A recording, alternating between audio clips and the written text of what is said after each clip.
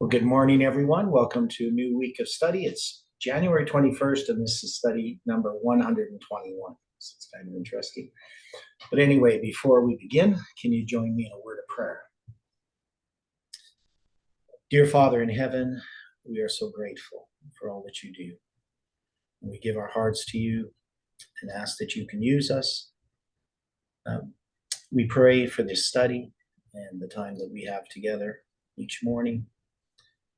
We ask for your Spirit to speak to our hearts. And we ask for your care for our loved ones and those studying the truth and searching for light. And we just pray, Lord, that the studies that we do here can play a part in those that are trying to sift the precious from the vile. So we just ask again for your Spirit to be here in our midst. And we pray this in Jesus' name. Amen. Well, good morning. And so I didn't do all my homework that I was supposed to do for this study. I had other things that I was doing. And so there are some things that we're going to have to take our time to go through.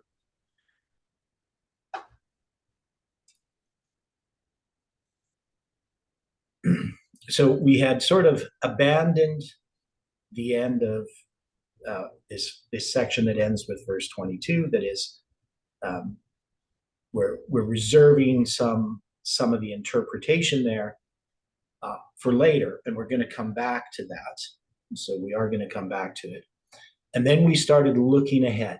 So one of the things that we see, and it was kind of interesting because I got in a discussion with can't think of the name, Patricia Cave, I think it is. There's this group of people, I don't know how associated they are with this movement. I don't think they were part of this movement. I'm not certain. They're well, it's maybe not a nice way to say it, but Uriah Smith worshippers. So the idea is that Uriah Smith pretty much is almost a prophet, and that his interpretation of Daniel 11, verse 40 to 45 in particular, is inspired of God, right? And they have, some quotes from Ellen White where she talks about, this presentation on the Eastern question by Uriah Smith, and it encourages people and that it was a good study. We don't know what Uriah Smith said in that study. So sometimes people just equate the Eastern question with a particular interpretation of Uriah Smith's on Daniel chapter 11, verse 40 to 45. But it's actually embraces a lot more than just those verses. They did a post talking about how the events in Daniel chapter 11 have to occur before the close of probation in Daniel chapter 12, verse 1, right? So this is kind of this argument that, you can't have, all of those things happening in chapter 11 leading up to the end of the papacy and so forth, and then chapter 12, verse 1 going back because it needs to follow chronologically. But one of the things we see is in the book of Daniel is there's repeats and enlarge. It's not just completely chronological all the way from chapter 11 all the way through, that everything happens and follows one after the other, right? And of course, we can see that here with these verses where obviously Daniel 11, verse 22, Uriah Smith and us are going to place that as the crucifixion of Christ in 31 AD. But then we're going to go in verse 23 back to the Jewish League, right? So that is, we don't expect that Daniel chapter 11, that all of the events are going to just follow one after the other. There are things that occur that help us to understand why something is being mentioned when it is, right? So one of the things that we had noticed, that I don't know if anybody else ever noticed this or anybody else ever had this interpretation. But when we go back to, but a prince shall cause the reproach to cease, that we believe that this is actually referring to the cross, something that's going to happen much later. And it's going to be mentioned in the time of Julius Caesar. And we can see then, if we understand these verses, that this is going to be, of course, Julius Caesar, Augustus, and then Tiberius, and then we're going to have the crucifixion of Christ. We can kind of see why that is set up, right? So there's a way of looking at Daniel chapter 11 that we have that I think, is quite profound, that we noticed these details. And I think it gives an answer to why we get to the crucifixion of Christ here, that there is this grouping, once you're in the time of Julius Caesar, this grouping of this transition from Caesar to Augustus to Tiberius to get us to the crucifixion of Christ. So in a sense, it's a thematic grouping within this prophecy. So when we go back to the Jewish League, that there is a reason why we're now starting with the Jewish League, why we're going back there, because there's something thematic that's happening in these verses. And does that make sense to people?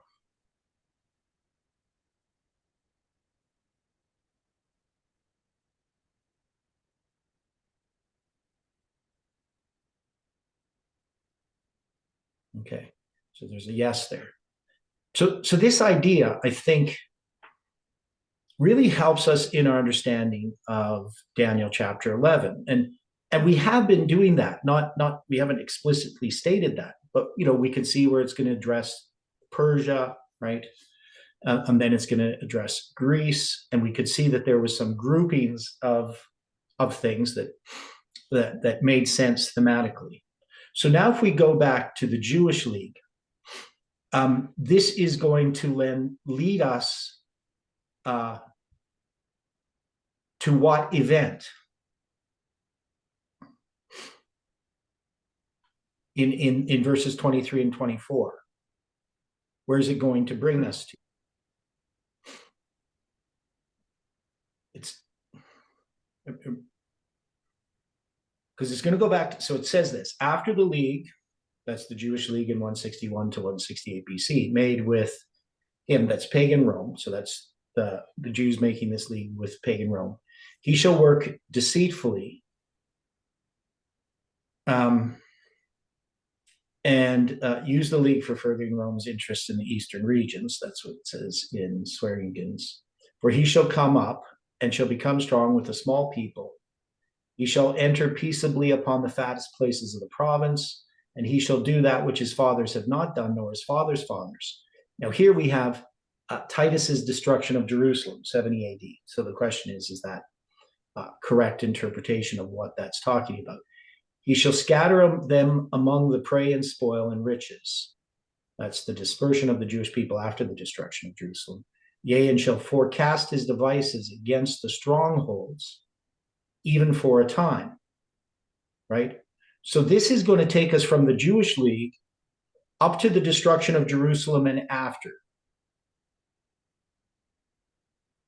And then it's going to talk about this period from 31 BC to 330 AD, right? That's the time. And then it's going to go back. He, pagan Rome, Octavian, the king of the north, shall stir up his power and courage against the king of the south, right? So it's going to go back to the Battle of Actium, right? So does this make sense then, that we're going to talk about the Jewish League bringing us up to the destruction of Jerusalem and the persecution that follows? Does that make sense to people? And then we're going to go back again and address the Battle of Actium that begins this period of 360 years.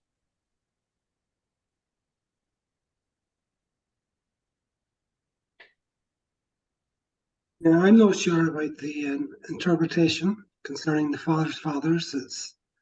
relating to the destruction of Jerusalem. Okay.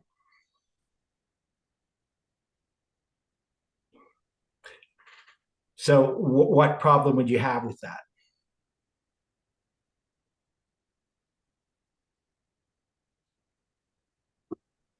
I mean, it's definitely a Well, different interpretation than Smith.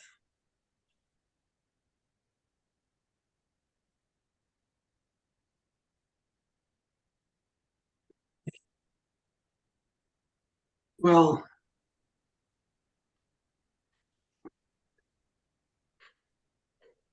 yeah, I'm just something about it. I've just not settled into it. Okay. Now, so we have him scattering among them the prey, the spoil, the riches. Now, the idea in Uriah Smith is that this has to do with how the Romans conquered people, right? That is, they're going to share the spoil with these newly conquered provinces, right? That's the idea that's in Uriah Smith. So why did we take this and connect this to the scattering of this prey and the spoil, the riches, dealing with the dispersion of the Jewish people after the destruction of Jerusalem? So this is what we looked at last time. So why did we come to this conclusion? What was sort of the key?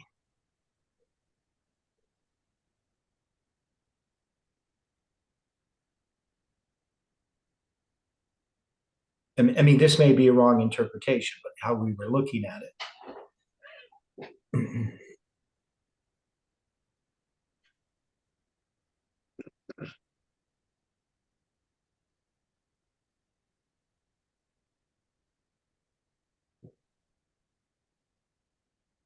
Because this is going to be the way that we're understanding this is Rome's persecution of both the Jews and also the Christians that are going to happen from Rome, right? Until 330 AD, when it's going to be transferred over to Constantinople.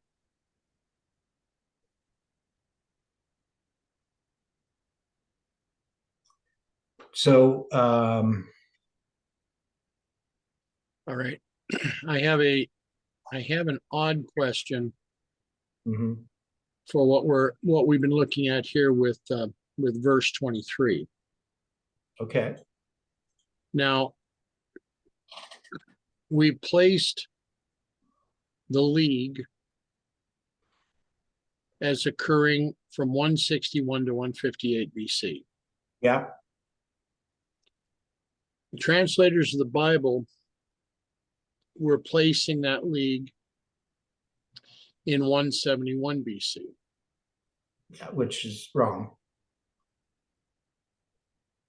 Okay, now why is it wrong? Because there was no league in 171 BC. There was a league that Rome decided to abandon in 171 BC. Based on?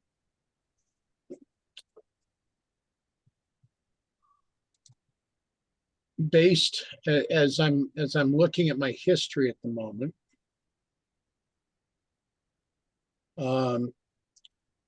we have people that had sought a league with Rome, and the Romans declared war on Macedonia at that time, beginning the Third Macedonian War. Oh, so not a league with the Jews. No. Oh, okay. Yeah. Yeah. So after the Third Macedonian. Yeah, they're not correct, though. They're not, that's not what's being talked about here.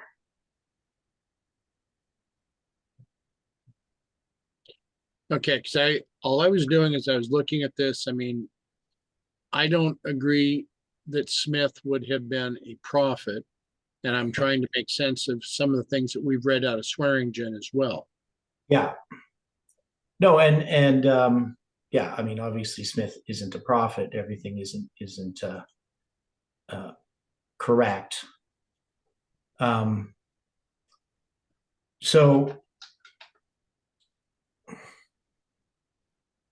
um,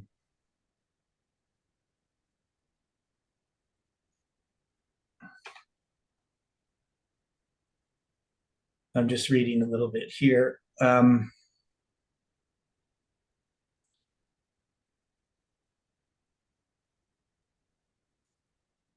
So guess the thing that I was looking at was that by 170 BC, you have Antiochus again deciding to do war with Ptolemy in Egypt. And then the Romans begin to step in after that. yeah, but see that doesn't fit, I don't think. I don't know. I don't know. Maybe I'm not understanding what you're saying. I mean, we have to take this league as being the Roman league. I mean, one is it's on the charts. Take it as the Roman League or the Jewish League. Well, the Jewish Roman league, right? Okay. Right. So you have the Jewish Roman league. That's going to be 161 to 158 BC.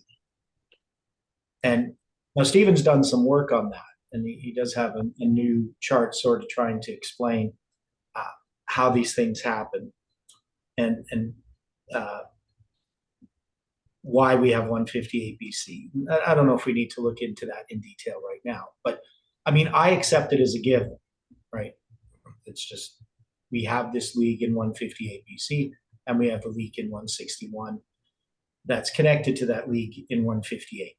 So there's just too much evidence to sort of set that aside. And we have done studies on it already, why we accept that. Now, whether we know all the reasonings behind it, to me, it's something that was given to Miller as much as the other dates.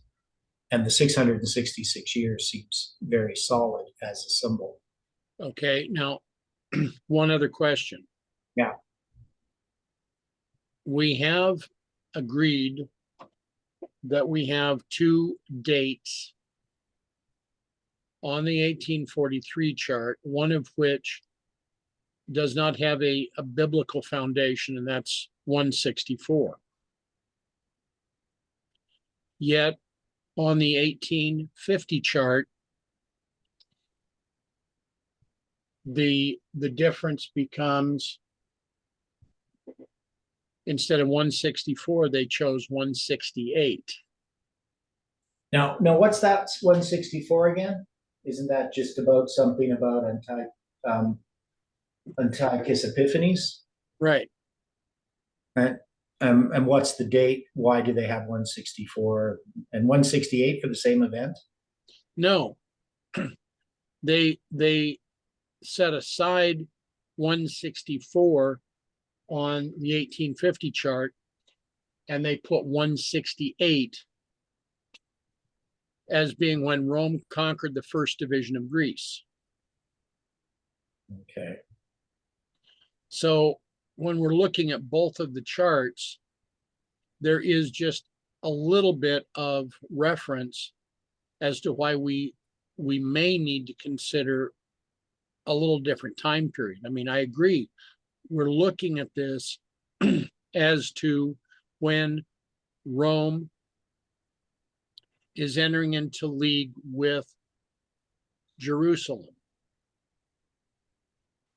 But wouldn't 168 be the first of the three geographic areas that Rome has to conquer? Well, we normally say 65 Right. BC for the first one, and then 63 for Glorious Land, and then 31 AD. Now, it's 164 wasn't added to the 1850 chart. So 164 was really what Miller was having, was a question applied to Miller, they were saying that Antiochus Epiphanes stood up against the Prince of Princes. So that was something pertaining to that time that he had to deal with.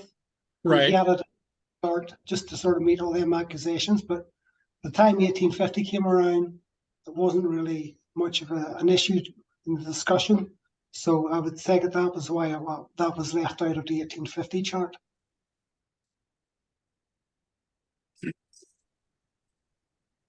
Yeah. So I Okay. don't fully understand this 164. So what's the problem with the 164 date on the chart? I'm not saying that there is a problem with the 164 date on the chart because it's recording the year which they understood was the death of Antiochus Epiphanes, who of course stood not up against the Prince of Princes. Yeah. And so you're saying, is that date correct or not? Well, no, I'm not asking the question whether it is correct or not. I'm just noting that that is a date that does not have any biblical foundation. I agree with Steve. I see what you're saying. You're just saying, yeah, because that's the date of Antiochus Epiphanes, 164 BC. Now you're saying it doesn't have a biblical foundation in that it's not part of these prophecies. Correct. Okay. And the reason why they're placing it there, because they're trying to show that Jesus' words regarding the abomination of desolation and all that kind of stuff couldn't be referring to future events if it happened under Antiochus Epiphanes. Correct. So he's died. Okay, I see what you're saying. Yeah, so it's just not an issue then. They don't need it on the 1850 chart. The 168 BC date isn't relating to that at all, right? It's not like they changed the date. I'm not saying that they did change the date. Okay, but I know. I'm just clarifying it. So so you brought that up for what reason? Like, I don't follow the reason of bringing it up. Just about the 158, you're saying that we have to reconsider that? I'm not saying that we have to reconsider it. I'm saying we've always looked at these time periods where they have a beginning and they have an ending. Just like when the 2300 day prophecy was being considered, we were looking at its beginning in 457 BC in the fall of that year. Okay. And the ending of that 490 years occurring in the fall of 34 BC. AD. Excuse me. Yeah. And then we have the 1,764 years after 34 to 1798, yeah. to 1798. So we have a beginning and we have an ending. So my question was, with the 168 BC that's noted on the 1850 chart, if that is a beginning regarding the conquering of the three geographical territories to denote Rome's superiority, and then we would come to an ending date. Okay. And what period would that be? Like, what period of time? When would it end? Well, could it end in 158? Oh, you're saying like the 10 years. Right. With the Jewish lead.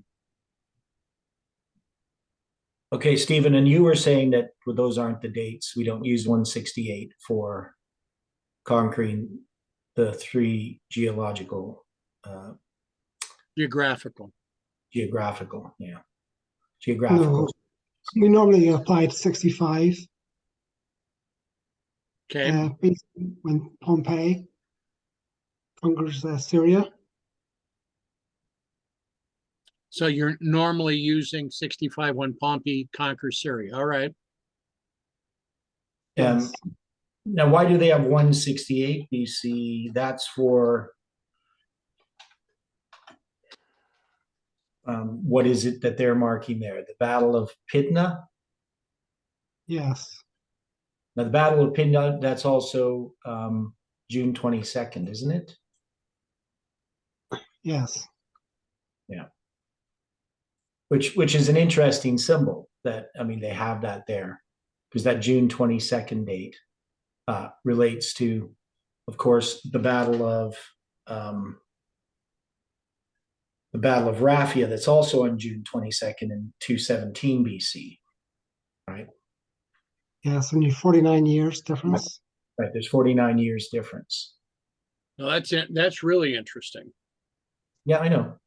It's something we've noted before, and I've never figured out what to do with it though, right?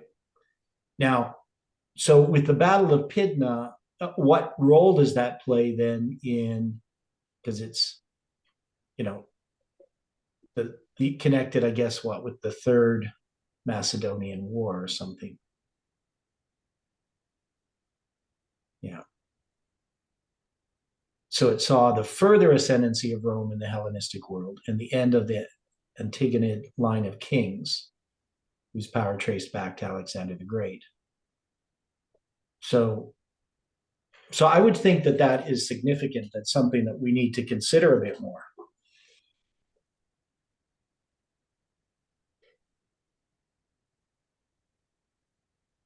Like its prophetic significance.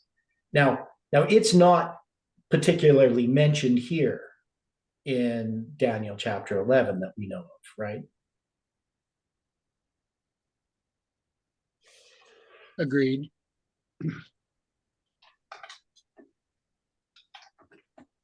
But if we think about the Battle of Raphia is definitely mentioned.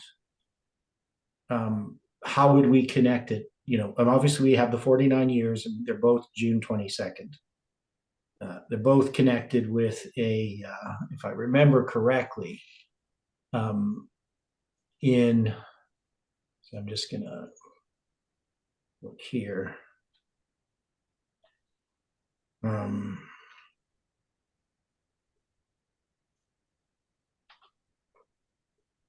So when we look at these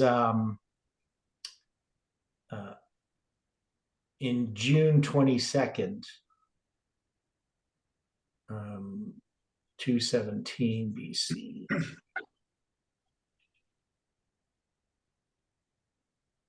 Right, you're going to have this connected with a lunar eclipse, and same with the Battle of Pydna. If I'm, I think there's with the Battle of Raphia, there's going to be eclipse right after the battle, and then with the Battle of Pydna, there's actually going to be an eclipse, a lunar eclipse during that battle. Or that night. It's going to happen at just a little bit after sunset on the 21st, so the beginning of the 22nd, something like that.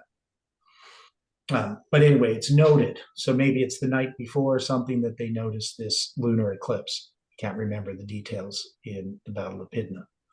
But so they're the same time of year, same date. They have lunar eclipse associated with them, and they're 49 years apart. So what does that tell us? Does it tell us anything? Even though we don't have the Battle of Pydna directly mentioned in Daniel chapter 11.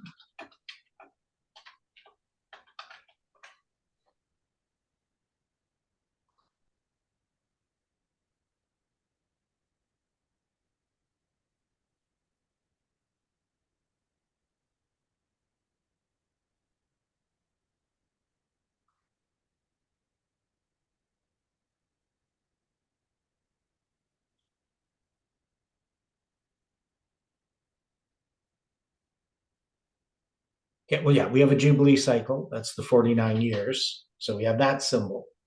We have the symbol, which is a symbol for FFA, right?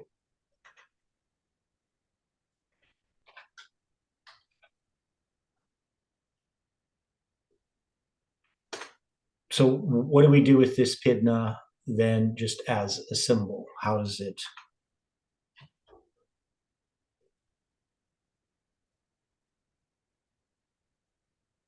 Okay, so here's a commentary on Daniel 11, talking about none shall stand before him. I'm not sure which part that is. So this is going to be, let me see here. So this is earlier. So they're going to mention this earlier, not here in these verses, but earlier on. So Rome conquers Syria. I'm just reading here. Right, so which verse are they referring to?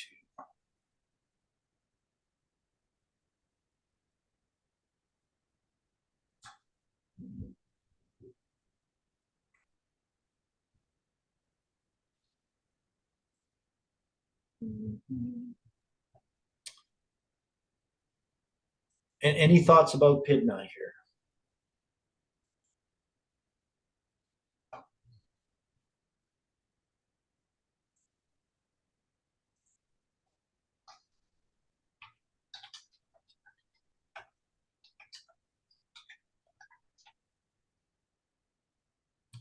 I mean, this obviously plays a part in history. Right.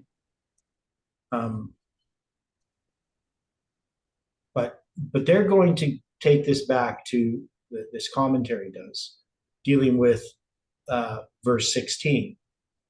In that he that cometh against him shall do according to his own will, and none shall stand before him. He shall stand in the glorious land, which by his hand shall be consumed. And so in that, they're just going to use, in this commentary, it's Damsteed actually, that he's just going to go over some of these wars, and he's going to start with Pydna, right? So Rome ends Syria's power in the south during the reign of Antiochus IV Epiphanes. The Sixth Syrian War was fought 170 to 168 BC. Egypt was invaded several times. A large spoil was carried to Syria, and Antiochus again entered Egypt. A Roman mission met the king and at once put an end to the Seleucid power in Egypt. Polybius, or how do we say his name, described this historic encounter, showing the extent of Rome's superiority at that time. And I'm just reading through here. This is the one where he draws a circle around Antiochus with a stick in the sand. Right.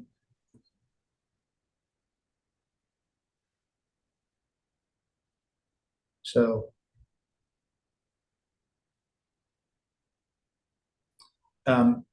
it says here in his summation of this, it is clear that by 168 BC, the Roman kingdom dominated the civilized world, having limited the Seleucid kingdom on the side of the Ptolemaic dynasty in the south, as well as on the side of Asia Minor in the west.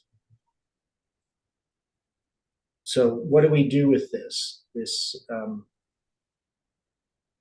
168? So that's basically the idea on the 1850 chart, right? I would think so. Okay.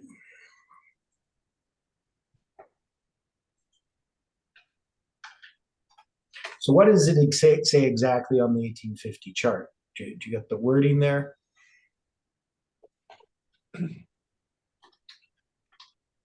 Rome conquered the first division of Greece, 168 BC.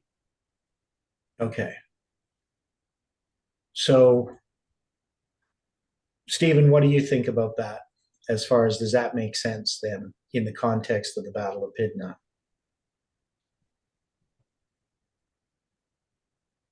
Do I agree with what? What the 1850 That says? time? Huh? What's that? What the 1850 chart says? Well, there was other battles then after that, and I think before it as well, that Macedonians lost. I think Yeah. Rome didn't actually incorporate part of Macedonia's territory as in part of the Roman Empire until after that. There's maybe like a different area, but kind of they had a lot of influence over it. And then it took us some time before they actually incorporated it into the empire. Yeah, and it's always a very difficult thing when something happens gradually over a period of time, to say, well, what event do we actually mark? For instance, the fall of the Ottoman Empire, August 11th, 1840. Well, a secular person could say, well, it didn't, the Ottoman Sultan didn't really fall until, the 1920s, right? So, so this always becomes a difficulty, but we have it on the 1850 chart. And so we have to give some weight to it to try to understand what this is referring to, why this would be there. I think that's the point that Dwight is kind of making. And Pydna does have these symbols attached to it. June 22nd, a Jubilee cycle. Is 168 on the charts? Yes, it's on the 1850 chart. I gotta go back and look at it. I looked at it a minute ago and I didn't see it. So If you look where you find the cross on the 1850 chart, look directly above that, you will find both 168 and 158. okay. Got both those dates, because I just looked at the chart.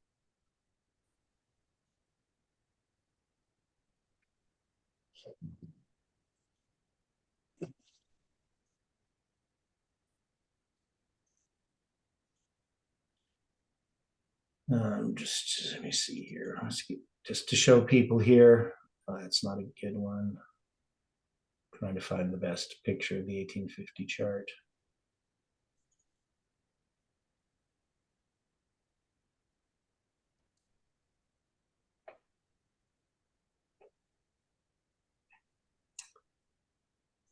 So, there's a diagram I done a study of Daniel chapter 2. And Okay. it's even more sort of trying to get a date because you have the Babylon fall. You can normally say that's taken over from 539 with Cyrus. And then, so you basically like one date, basically you can sort of say Babylon ends and Medo-Persia begins. And you have the Battle of Gaugamela, where Alexander defeats Darius III. Yeah. And you can maybe put the one date there as well, where Medo-Persia is conquered by Greece in 331. Now the chart says 332. But I think the Battle of Gaugamela is, I think most historians put it in 331, so I'm not sure. I just went with I didn't really look into it in too much detail. And then you have really 183 years later, where the Macedonian aspect of Greece becomes the Roman province. So you have actually two battles of Pydna. You've got one there in 168, and then there was one 20 years later in 148 BC. Okay. Where Macedonia becomes a Roman province. And then in 146 BC, you have a Battle of Corinth, where the Greek peninsula becomes a Roman province. So that would be Peloponnese area of Greece. And then you have another 267 years to when Rome conquers Syria. Now, I think Uriah Smith says 65 BC, but I think other online would say 64 BC. And then so that would be the Seleucid aspect of Greece. And then Yeah. the Ptolemaic aspect continues until 31 BC, and that would be the end of Greece. So unlike Medo-Persia and Babylon, when the end of Greece is very kind of gradual, it's hard to Yeah. sort of move. Very Exactly. scattered, very scattered. Yes. Yeah. And so, when it comes to picking dates then for something like that, well, you have to say, well, which date matters the most? Mhm. Well, I was going to ask the question, and I probably should know this already, but why did they leave it off the 1843 and then put it on the 1850? They didn't leave it off the 1843 chart. It wasn't a part of a discussion at that time. Okay. All right. All right. So it's This something is it. they're just Yeah. discussing in 1850. They're putting it on the chart because they see significance at that time. But when they made the 1843 chart, they weren't looking at that. Okay. I put that diagram in your WhatsApp. Theodore, I sent that to you. Yeah. So anyway, I just shared this here, just so people could see what's on the 1850 chart. And then Well, this is just a side note, but you take that 168 and you times it by 23, and you see what it. oh, well, that's the other thing we have to know is that 168 is already a symbol that we Right. have in regarding it's the number of hours in a week, right? Right. And so we've had 168 as part of that. So that's the thing. This 168 becomes it's a symbol on the 1850 chart, right? It has within it the June 22nd date. It has connection then because of that date to the Battle of Raphia 49 years afterwards. And so I don't think, we wouldn't say, well, 168 isn't significant. Now, so this chart, can you explain this, Stephen, exactly what this chart is? So this is the Daniel 2 timeline. It's a bit blurry. Like I just sent the one off. That's okay. my diagram. I can read it on my little laptop, but it is a bit blurry. I was trying to look for a better one. Yeah, so I was just trying to get sort of like a timeline, just for how long particular kingdoms reigned. So Babylon 70 years, Medo-Persia 208, and then just sort of the longest there you can maybe put for Greece. It's about 300 years. For Ptolemaic. So that's going to be obviously Egypt. Yes. And that's going to be the 146 to the 31 BC. Is that? Yes. That's more. That's less than 300. So where's the 300 from? Just going Well, back. that's from the Battle of Guatemala. Okay. Yeah. So it's including that 183 plus the 176 or something. Yeah, all the Greeks going back to that time, 331. Yeah. So it's 330. Okay, I see. Yeah, so 331. Okay, I see. Yeah, that's more than 183 years. Yeah, so 331 to 31 BC. So that's going to be the 300 years. I see. Okay.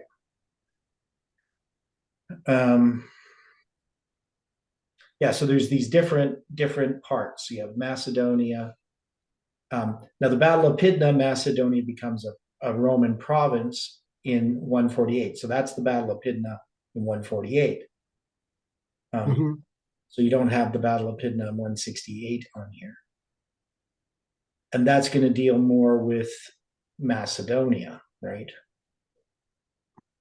So I think the original Battle of Macedonia then became like a servient state. but it wasn't a Roman province. Right, in 168, you're saying it becomes, Yes. So it took another 20 years and another Battle of Pydna yeah, before it was fully incorporated. okay. Yeah, so this is really a useful analysis to try to understand, what we're addressing here, because we have this transition from Greece to Rome. It's definitely much more. It doesn't happen suddenly. It's much more gradual. But we would put the Battle of Pydna there as a significant event.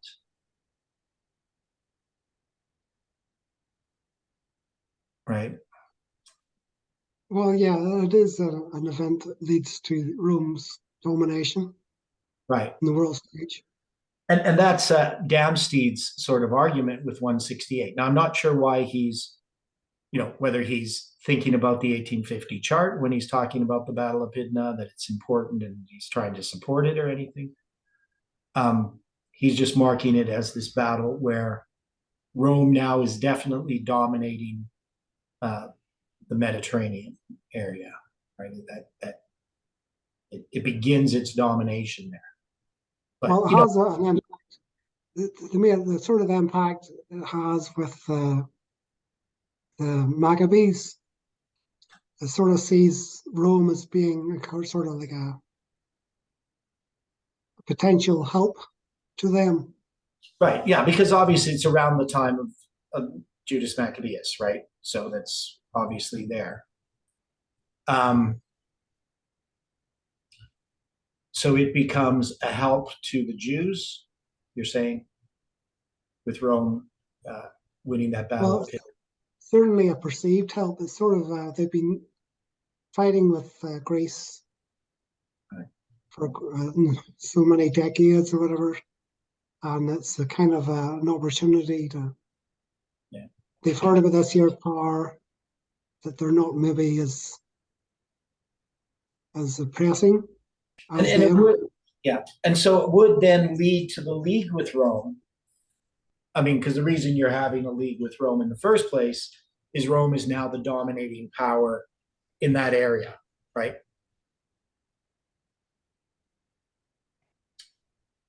Yes. Yeah. So basically, sort of their enemy, Rome's enemy is their enemy, sort of thing. Yeah. So they have that thing in common. Yeah. Okay. So this is starting to make a bit more sense. So we can see the role of the Battle of Pydna, and we can see that it's part of a progression of events that happen, and it's obviously not something we're all really familiar with. I mean, we know we at least I know personally I have like a sketchy understanding of this history. I mean, I know about some of the battles and some of the dates, but really what's all this history, like putting it all together in a cohesive picture in my mind, I don't have. But this definitely does help towards that end, right? I'm not an expert on this history. So we can see then that we have this Battle of Pydna, and we're going to, as we go through and we start to draw these lines out, we're going to take into account all of this history. Now, we know that some of the history is not specifically mentioned in the scriptures. Right? So we don't have, in Daniel chapter 11, a mention of the Battle of Pydna. Right? That I know of. At least I don't see a reference to it. I don't see anybody saying, yeah, here we're going to interpret this as the Battle of Pydna. But it is that none shall stand before him, the idea that Rome is going to be conquering this area, right? And we can see that this is going to happen in this progressive way. Now, the battle that's going to be mentioned more specifically is what happens in 31 AD with the conquering of the Ptolemaic Empire, Egypt. We also have, like, this chart here doesn't have, the Battle of Raphia or Panium, but those are more in relationship to what's happening within Greece itself, right? Is that how we understand that? So it's not, it Yes. wouldn't be on this chart because it's not really connected to that. That has to do with the king of the north. Um, um, um, I mean, how would we describe the Battle of Rafi? We have the king of the north and the king of the south. It's a battle The between, ascendancy of the king of the north. right? Yeah. So the ascendancy of the king of the north over the king of the south, right? Because Greece all through this time is in a civil war, right? King of the north and the king of the south are battling it out, and then that's why we have Rafi and Panium in that context. So it's going to take us a little bit of time to get this all sorted out, how we see these different battles and where we place them. But I mean, I have with the 168 BC, just all of the symbols associated with it.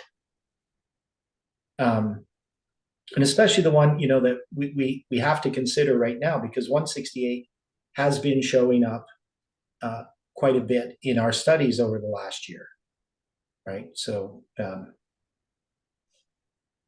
it becomes a symbol in the Hebrew numbers. It becomes a symbol dealing with the week. It becomes a symbol connected with different spans of time that are divisible by 168, such as the 2688. And so I don't think we've yet framed the significance of the Battle of Pydna in the context of our present message of what God is showing us now. So I think that's one of the things that we're going to have to address here. I'm not sure how it's going to come about, but obviously we're going to have to look at that. Okay, so I think that was profitable. That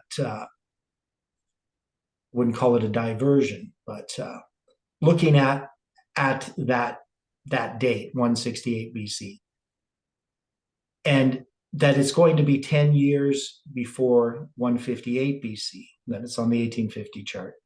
We also have to consider that symbol, right? And what is that symbol? The 10 years. 15th day, the 8th month. Uh, Oh, the sorry. which? Sorry, I thought you were talking about 158. The 10 years is a symbol. The 10 years as a symbol. Anybody know? This goes back to 2018. Oh, a test. Yes, right. So she did a study on October 3rd, 2018. She did two studies. One was called 10 years, and the other one was called the Midnight Cry. And 10 days later was October 13th, in which we mark as the Midnight Cry. Right? So 10 years has been a symbol. Jeff has used 10 years as a symbol. Well, you have the Feast of Trumpets being 10 days, but that was sort of typifying William Miller's ordination until 1843. You have 10 years, 1833 to 1843. Yeah. No, so there's lots of places we have these 10 years and 10 days. So it's obviously another symbol attached to this that we would have to consider.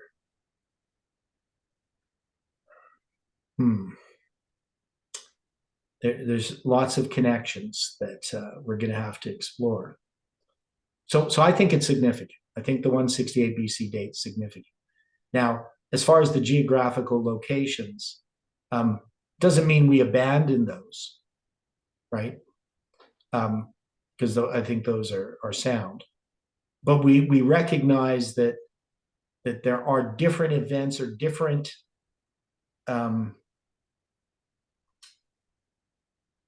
themes that are being addressed. So when we go back to this passage, So it's going to be in Swearingen, right? That he's going to say this. So I'm going to go over here. We're going to look at what he says. It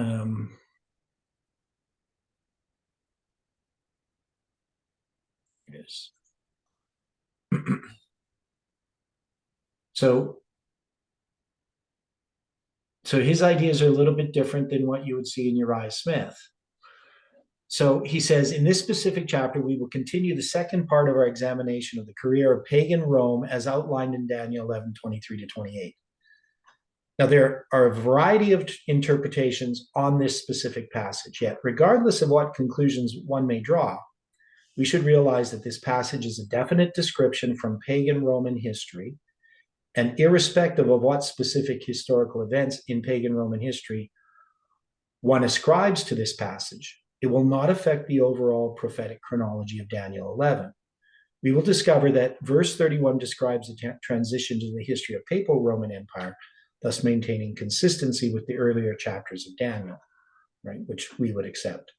Now, I personally believe that verses 23-28 offer a survey of three general historical trends in the history of pagan Rome as the new king of the north, the history of the Judean Roman League, so that's verse 23, the Roman subjugation of Syria, Judea, and Egypt, which would include the destruction of Jerusalem in 70 AD, and the resumption of the warfare between the king of the north, pagan Rome, and the king of the south, Egypt, in two different conflicts, Caesar versus Pompey and Octavian versus Anthony. So here he's going to, and we can see the significance of this, right? So this Judea, the Roman Jewish League, whatever you want to call it, it has a specific history.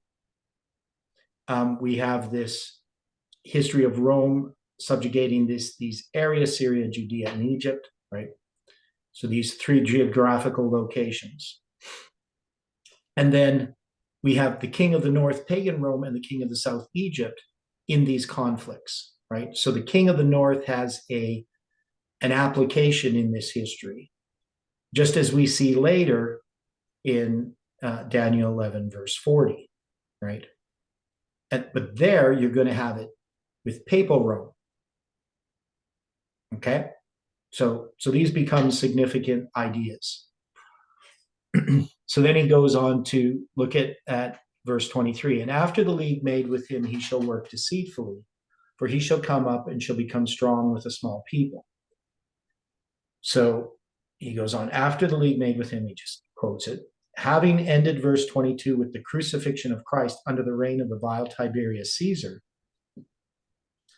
verse 23 shows a shift to a time when the Jewish nation would enter into an alliance or league with pagan Rome. This Jewish Roman league was first initiated by Judas Maccabeus, who had appealed to Rome for assistance during the Jewish struggle against the forced Hellenization of Judea by Seleucid Syrian oppressors in 161 BC. He had hoped that Roman assistance would intimidate the Seleucid dynasty to free its grip on Judea and help the Jewish people to eventually establish an independent nation that would be completely free of all foreign control. The Seleucid oppression of Judea would reach its climax under the era of the Syrian king Antiochus IV Epiphanes, still fuming from his expulsion from Egypt under the threat of Roman military force in 168 BC. Antiochus IV invaded Judah and plundered Jerusalem on his way back to Syria. Okay, so this is going to be in 168 BC that we're going to have that occurring as well, right? Through his strict policy of forced Hellenism, the forceful conversion of conquered peoples to Greek culture, that's the example, Antiochus IV designed the total eradication of Judaism altogether. He promptly banned all Jewish religious services and dedicated the Temple at Jerusalem to the Greek god Zeus. The blatant act of desecration, coupled with the burden of foreign occupation, gave birth to a Jewish nationalist movement under the leadership of Judas Maccabeus, whose family, the Hasmonean family, had fled the city of Jerusalem during the initial invasion of Antiochus IV. Now, so in 167 BC, and I'm doing some studying on this right now. So mostly because I'm discussing with somebody who has weird ideas about the application of the Enoch calendar to these dates. So you're going to have 167 BC, you're going to have, and then later on, events are going to happen in 164 BC, dealing with Antiochus Epiphanes. So here, Swearingen, he has a bit more emphasis on these events. He does place some of the interpretation of Daniel 11 as being filled by Antiochus Epiphanes, which we do not. But anyway, let's go on. And believing that God had raised up Judas as their deliverer, Jewish nationalists rallied to support him as he organized the many fractured, scattered communities, still faithful to Judaism, into a powerful nationalistic guerrilla army. He would launch several raids against Syrian positions and areas of Hellenized Jews that had conspired with the enemy. And later on, or later won, the battles of both of Emmaus in 166 BC and Mizpah in 165 BC, so decisively that Jerusalem fell back under Jewish control without any resistance whatsoever. Judas promptly ordered that the city be cleansed of all pagan altars and that the temple itself be rededicated to the worship of God. So this is going to be connected with, I think, the 25th of Kislev, if I'm not mistaken, this rededication of it. Now, some people try to apply, the 2,300 days or 2,300 evenings, mornings as a period of time. That's going to be 1,150 days. This other guy tries to apply the 1335. He's going to use an interesting point that he notices is that if you go to the 24th day of the first month on the Enochian calendar, or the sometimes called the Jubilee calendar, because it has a 364 day year with 4 quarters of 91 days each. That there's 1,335 days from the 24th day of the first month to the 25th day of the 9th month.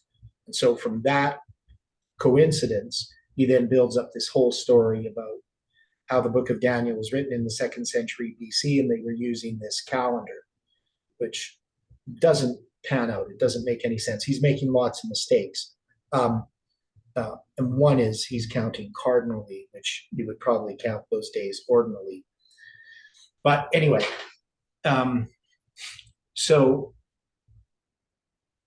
anyway, that's the date of the 25th of Kislev in 164 that they're going to rededicate the temple. And that becomes connected with Hanukkah, right? Yes. Yeah. So it's Hanukkah, and that's why it ends up being around Christmas time, because the 9th and 10th months sort of are in that area of December, around the end of December, right? So, because as we know, 20th day of the 9th month in 2021 is December 25th, right? So the 25th day of the 9th month would have been, December 30th or whatever. Does that make sense? Right. And Okay. Jesus goes to the feast of Hanukkah in 30 BC Yeah. in John 10. Yeah. Right. And and it's called what, the Festival of Lights or something as well, right? Is that the idea? Because of the menorah, the 8-branched menorah or something? Yeah, 9, I think. 9, is it 9? Yeah, I could never remember that. I should know these things, but yeah. So in John chapter 10, Where's this? Yeah, they call it the Feast of Dedication, right? John 10:22. And it was at Jerusalem, the Feast of Dedication, and it was winter. And Jesus walked in this temple in Solomon's porch, right? Okay, so it's going to be there that he's going to say. But ye believe not, because ye are not of my sheep. As I said unto you, my sheep hear my voice, I know them, they follow me. And I give unto them eternal life, etc. And they're going to take up stones to stone him. Interesting, it is 10:22. What's that? 10:22. That's interesting. October 22nd. So it kind of connects 164 BC to the end of the 2520, or sort of the end of 2,300 days. Okay, explain that again. Because it's the Feast of Hanukkah, so it's like one that's commemorating that 164 BC, Yeah. and you have a symbol for the end of 2,300 days as well, being connected to that with that John 10:22. Just a wee observation of them. Okay. Not saying there is a connection. Yeah. Not saying Okay. there is. Yeah. So it is interesting. Interesting details that we start to notice as we look at this, right? Okay. Okay, so I'm going to go back to this. Just read a bit more here. Okay, a few years later, after his defeat at the famous Syrian general Nicanor, however you say his name, in the Battle of Edessa, 161 BC, Judas appealed to the rising Roman power for assistance in their struggle against Syrian oppression. He sent two of his closest friends, Jason and Eupolymius, to Rome as ambassadors to ask the Senate for both political and military aid to the Jewish nationalist movement in their struggle for political autonomy. As it turned out, the Roman Senate gladly offered its assistance to create a league of friendship with the Jewish nation. The famous Jewish historian Flavius Joseph quoted this specific decree as saying, "The decree of the Senate concerning the league of assistance and friendship with the nation of the Jews. It shall not be lawful for any that are subject to the Romans to make war with the nation of the Jews, nor to assist those that do so, either by sending them corn or ships or money. And if any attack be made upon the Jews, the Romans shall assist them as far as they are able. And again, if any attack be made upon the Romans, the Jews shall assist them." Unfortunately, after achieving this league of friendship with Rome in 161 BC, Judas would never see the day of Jewish independence. He was eventually killed at Elassa later that same year, after presumptuously charging a superior Syrian force with only a small band of faithful supporters. Yet, through the influence of Rome, Jewish independence would be achieved several years later under the leadership of his younger brother Simon. They have here 141 BC, who, as the high priest and head of all Jewish military forces, established the Hasmonean dynasty. Yet, even after Jewish freedom from Seleucid, I never know how to pronounce that, Syrian oppression had been realized, pagan Rome would use the Jewish League to its advantage by working deceitfully to become strong with a small people. As we have discussed earlier, the complete subjugation of the Jewish nation would eventually take place under the authority of Pompey. And in 64-63 BC is that issue. It's going to be the 63 BC that we mark. And Rome would use this alliance to further its own political interests, not just in Judea, but in the entire coastal region of the Eastern Mediterranean area. As it turned out, by the year 30 BC, the main coastal regions of the East, namely Syria, Judea, and Egypt, were completely under Roman control. Now he's going to deal with verse 24 as well. And so I'm going to read this here, because this is kind of where we're going to have to really address more tomorrow, but we'll read this here. He shall enter peaceably even upon the fattest places of the province. This phrase continues to describe how pagan Rome, through the Jewish League, would enter peaceably upon the fattest places of the province. As stated above, pagan Rome would use this Jewish alliance to further its own political interests in the eastern Mediterranean basin, growing stronger over time to eventually assume control of the fattest places of the province. That is, the areas that would contain the most abundant wealth and natural resources. This would especially be true in the case of Egypt, as this region contained vast amounts of wealth.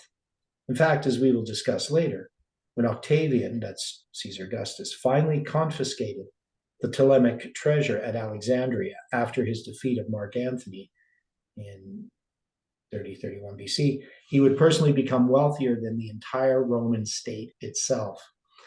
Therefore, the Jewish League, with all of its successive renewals over time, would be a sort of entering wedge for pagan Rome to eventually incorporate Syria, Judea, and Egypt into its empire. Josephus himself had claimed to sufficiently explain the friendship and confederacy that the Jewish nation at those times had with the Romans, and referred to several instances where the Jewish League had been renewed periodically until the Eastern Mediterranean had been pacified by pagan Rome. In one such instance, Josephus noted that the high priest Hyrcanus, the son of Simon Maccabeus, Judas's brother, renewed this league with the Roman Senate in 129-128 BC. And that I've never noticed that one before. Because this is around the time that you get Judean independence. And also notice that this then is 666 years to 538. Right? We already have that date marked, but more dealing with Judean independence. Hyrcanus, the high priest, was desirous to renew the league of friendship they had with the Romans, and when the Senate had received their epistle, they made a league of friendship with them. So that's going to be that one.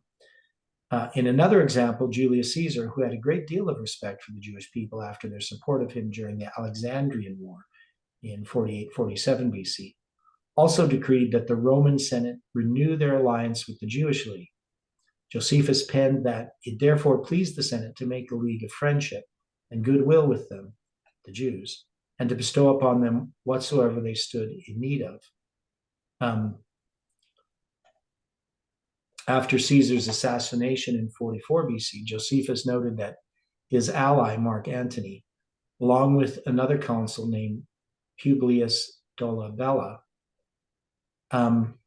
would also confirm the Jewish League with another high priest named Hyrcanus, same person who had actually sided with Pompey in the struggle against his brother Aristobulus. Now, after Julius Caesar was slain, when Marcus Antonius, Mark Antony, and Publius Dolabella were consuls, they both assembled the Senate and introduced Hyrcanus's ambassadors into it and made a league of friendship with them. Again, this historical evidence offered by Josephus concerning the Jewish league with Rome demonstrates that Rome would enter peaceably into the fattest places of the province. In other words, Rome would use this particular alliance to exploit the natural resources that the eastern provinces contain. And as a result of the conquest of Syria, Judea, and Egypt, vast amounts of wealth would flow into the pagan Roman treasury. Now, this is the part where Stephen and I started talking about dealing with the destruction of Jerusalem. And he shall do that which his fathers have not done, nor his fathers' fathers. He shall scatter among them the prey and spoil and riches. In this subpassage, Daniel states that pagan Rome would eventually do what their fathers and fathers' fathers had not done, namely destroy Jerusalem and the temple in 70 AD. Even when Pompey had pacified Jerusalem in 63 BC, he had not destroyed the temple itself, having left the temple treasury and its furniture untouched. Yet under the command of Titus Flavius Vespasianus, pagan Rome would do that which its fathers had not done, razing both Jerusalem and the temple to the ground. In fact, in Rome itself, the Ark of Titus depicts the specific victory, showing a depiction of the actual candlestick from the temple. The doom of both Jerusalem and the temple actually started 4 years earlier, when in AD 66, a major Jewish revolt arose against Roman authority in Judea. The Roman commander Cestius Gallus responded by invading Judea to suppress the revolt and set himself to besiege Jerusalem. After moving into an advantageous position to easily take the city, Cestius suddenly withdrew his armies for no apparent reason, retreating to the city of Antipatris. Ellen White noted that God had providentially directed this movement to give the Christians inside Jerusalem an opportunity to escape the impending destruction. Sensing the chance to inflict a serious blow on the Roman army, Jewish soldiers attacked the retreating Roman troops, inflicting heavy casualties, with Cestius himself having barely escaped. Disgusted at the performance of Cestius, the Roman Emperor Lucius Germanicus Nero, which we call Nero, would then commission a veteran military commander named Titus Flavius Vespasianus, also called Vespasian, to replace Cestius. After reinvading Judea, Vespasian had also placed himself in a perfect position to overrun Jerusalem, as did Cestius. Yet after hearing that Nero had committed suicide, he would leave the region and turn over command to his son Titus, also called Flavius Vespasianus. So you can see these names can be confusing, especially for someone like me. After his father was eventually proclaimed the next emperor of Rome in AD 69, Titus would resume the siege of Jerusalem in the very next year in 70 AD. As it turned out, it would take Titus 5 months to penetrate the thick defensive walls that surrounded the city. So they're going to start this siege so it's going to be for 5 months. Now the siege is going to end in the siege begins just like 2 days before Passover. So it's going to end in August, and it's going to begin in the spring there in connection with Passover, right? So 2 days before Passover, the same. Yeah, something around that time. Yeah. Okay. With great difficulty, he would eventually overrun most of Jerusalem itself, with the exception of the temple fortification. As he planned an assault on this position, he gave specific orders that the temple was not to be harmed in any way. Yet at one point, a Jewish night attack provoked an armed response from his soldiers. While defending their position, a Roman soldier had accidentally thrown a flaming torch into the temple itself, and in a short amount of time, the entire structure was engulfed in flames. Despite a frantic effort to extinguish the fire, which included the personal effort of Titus himself, the temple would burn to the ground. As the Ark of Titus depicts, the Romans were able to save some of the precious vessels of the temple. Yet, Titus would eventually have the smoldering ruins of the temple acreage plowed to the ground. Later, he observed Jerusalem lying in ruins. Titus told his Jewish captives that God had delivered their city into his hands. Overall, more than 1 million people were killed in the siege, while another 100,000 were taken into captivity. Thus, with the complete destruction of the temple, the razing of the city of Jerusalem, and the dispersion of the Jewish people, Titus would do that which his fathers had not done, or his fathers' fathers, scattering among them the prey, the spoil, and the riches, right? So this is kind of a point that we. So anyway, what do you think of that, Stephen? His argument there. Yeah, it's worth considering. Yeah. Now, so part of it that I like. So why I think I like this, because it's taking this section and having it relate to the Jewish League itself and the results of that, right? And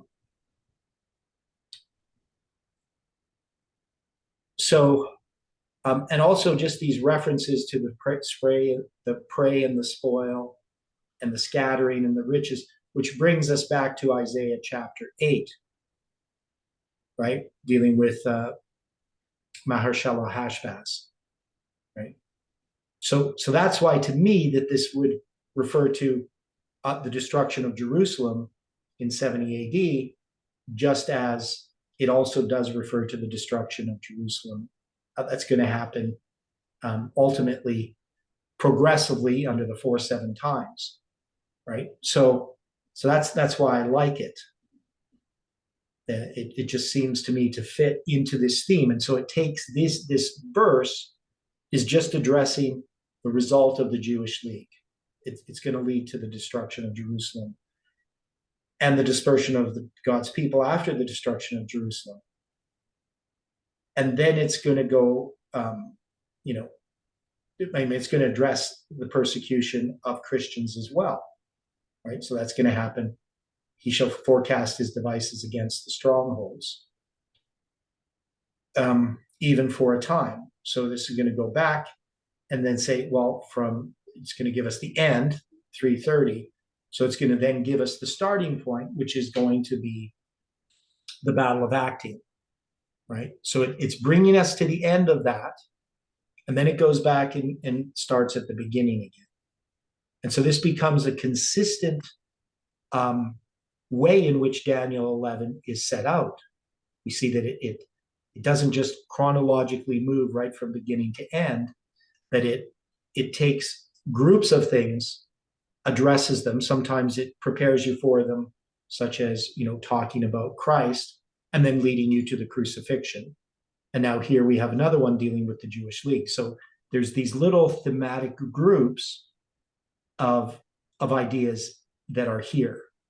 And where we're going to have the challenge as we start to draw these lines out is we're going to see that we have lots of little lines. That this isn't just, there's obviously a bigger line of this whole issue. All of Daniel chapter 11, there's these bigger lines dealing with pagan Rome and papal Rome. But these fit into our understanding of the 2520s. So that's the other thing that we always have to consider here, is that we have Daniel chapter 2, we have Daniel chapter 7, and we've gone through those. We have Daniel chapter 8, Daniel chapter 9, and now we have 10 to 12, and here this Daniel 11 is fitting in details of that history, but it's doing it in a way that's a repeat and enlarge. So when we start to make the application specifically to our time, we're going to be able to see that these things apply within the movement, because that's the application that we're making. The applications to our time specifically is an application to this movement.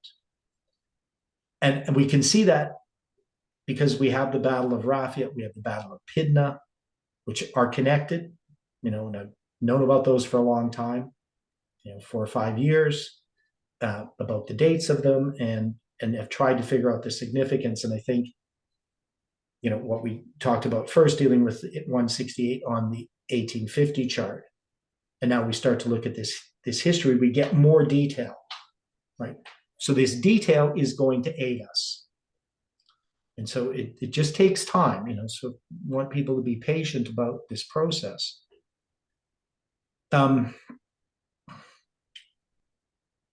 So I think those things are all very helpful, Stephen and Dwight and others. Any comments about any of this?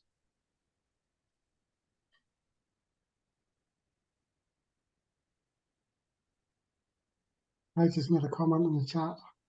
Oh, okay. So from the League to the destruction of Jerusalem is 230 years, a tenth of the 2300. Okay. So, and so what you're referring to is the League in 161, right? Yes. So you got 230 years, which is interesting. Okay.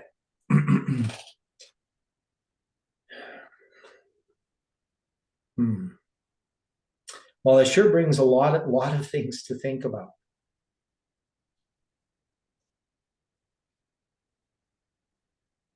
And I'm going to try as much as I can to spend time studying this. I know I had a busy weekend. Didn't do everything I wanted to do. So, but this is really, really helpful. So we're going to have to keep these things in mind as we continue to look at these things.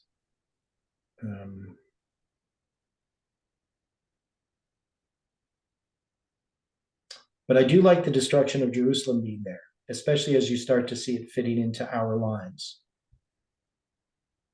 Right? Because we have that symbol, the 10th day of the 5th month, which we mark in our line. So I'm just trying, in my mind, I'm just trying to think this through. So the one thing that we talked about was this, even for a time, and to see that span of time, well, not necessarily 360 years, but either 360 days, which is a symbol that we get from the number 6256, right? 6 times 2 times 5 times 6 is 360. And there is actually, it represents a period of 360 years. And we did look a little bit at some of these spans of time. But I think as we start to look at these things more closely, we will find that the symbols will fall into place with these Hebrew numbers.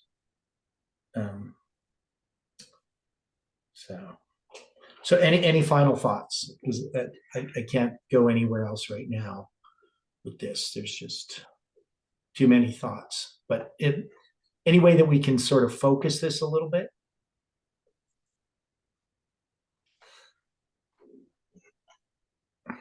You know, what we accomplished today?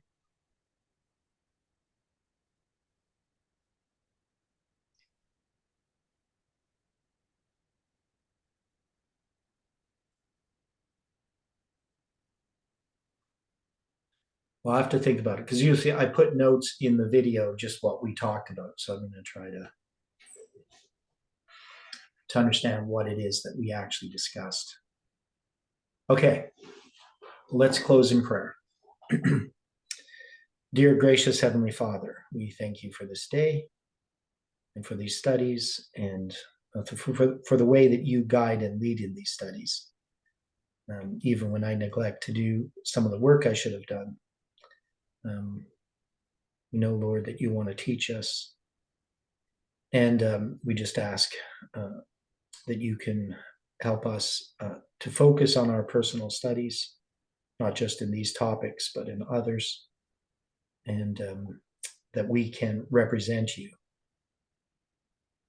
and that we can present the truth to others.